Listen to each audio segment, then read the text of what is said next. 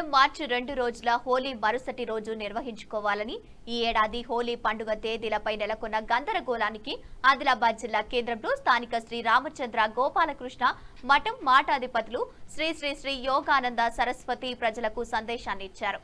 Shri Vijay Hanuman Mandir committee సభ్యుల సమావేశంలో ప్రజలకు నెలకొన్న సందిగ్ధాన్ని నివృత్తి చేశారు. కామదహనం మార్చి 2న రంగుల పండుగ హోలీ గ్రహణ పద్ధతులను అనుసరించి మార్చి 3న జరపాలని పేర్కొన్నారు.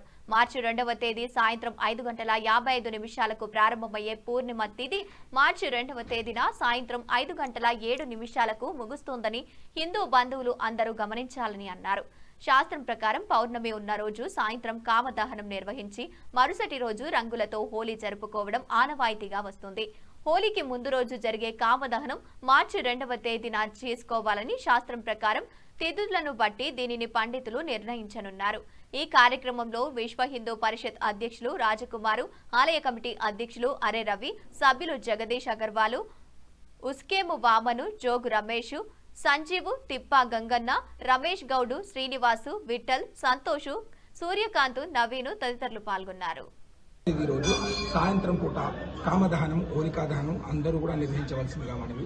తర్వాత కామదహనము ఎందుకు చేసుకుంటున్నామంటే హోలికా దహనము మనము సైంటిఫిక్గా ఎప్పుడైతే ఇనుము తయారు కాకంటే ముందు కట్టెతో అన్ని వస్తువులు ఉండే సమయంలో సంవత్సరానికి ఒకసారి మన ప్రభుత్వం ఇప్పుడు స్వేచ్ఛా భారత్ అని పెట్టింది. పూర్వము ప్రతి గ్రామంలో కూడా నగరాన్ని శుభ్రం చేయడము స్వేచ్ఛా భారత్ రూపంలో ఊరూరా ఆ చెడిపోయిన పాత కట్టెలన్నీ కూడా ఒక్క జాగల వేసి ఏ కట్టెలతో మనం రోజు వంట సామాగ్రి వాడకపోతుందో రాగి చెట్టు, మర్రి చెట్టు, దేవతా వృక్షాలు ఇలాంటివన్నింటినీ కూడా ఒక్క జాగల జమ చేసి కామదహనం రోజు, హోలికా దహనం రోజు దాంట్లో ఒక్కదాలు జమ చేసి దాంట్లో ఆవు పేడతో పిడికలతో వివిధ ఆకారంలో తయారు చేసి దాన్ని కామదహనంలో పెట్టేవాళ్ళు. దాని బూడిద కూడా కాల్చిన తర్వాత దాని బూడిద కూడా చైన్లలో వేసుకునేవాళ్ళు.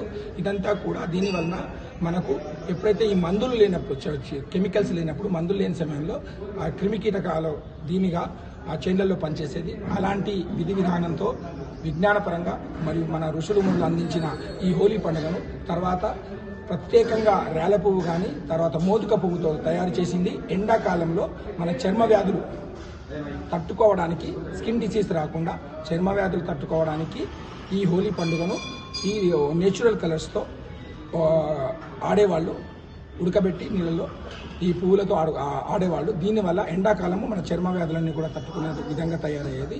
ఆ విధంగా మనం పెద్దవాళ్ళు, ఋషులు మునులు అందించిన ప్రతి పండుగను కూడా సాంప్రదాయబద్ధంగా ఉన్న పండుగను తప్పకుండా అందరూ 2వ తేదీ రోజు హోలికా రాత్రి సూర్యాస్తమం తర్వాత సోమవారం డేట్ 2వ తేదీ సోమవారం రోజు కామదహనం రాత్రి కాల్చి తెల్లవారిన తర్వాత గ్రహణం ఉన్నది కనుక మధ్యాహ్నం ప్రెగ్నెన్సీ ఉన్న వాళ్ళు కానీ, గ్రహణం తర్వాత మంత్ర ఉపాసకులు కానీ, గ్రహణ సమయంలో మంత్రం ఉపదేశం తీసుకున్న వాళ్ళు, మంత్ర ఉపాసన చేసే వాళ్ళు ఉపాసన చేస్తారు.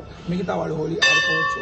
తర్వాత మధ్యాహ్నం 11 గంటల నుంచి దేవాలయం గ్రహణం ఉన్నది కనుక నిత్య పూజలు అన్ని చేసి ప్రాతకాలం 10 గంటలకట్లా దేవాలయం మూసివేస్తారు.